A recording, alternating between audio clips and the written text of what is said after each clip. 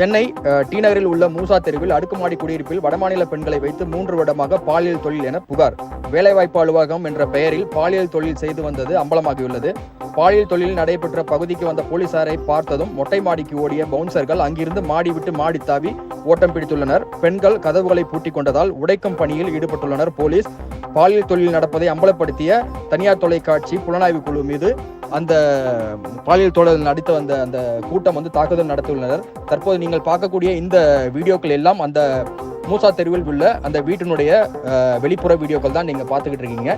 இப்ப டி நகர்ல இருக்கக்கூடிய மூசா தெருவில் ஒரு அக்கம் பக்கத்துல வீடுகள் நிறைய இருக்கக்கூடிய ஒரு தெரு அது.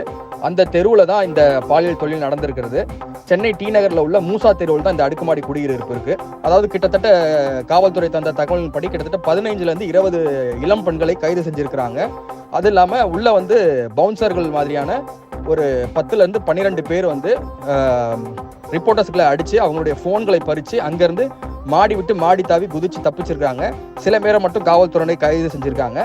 இப்போ காவல்துறையினர் அந்த சம்பவ இடத்துல குவிக்கப்பட்டிருக்கிறது.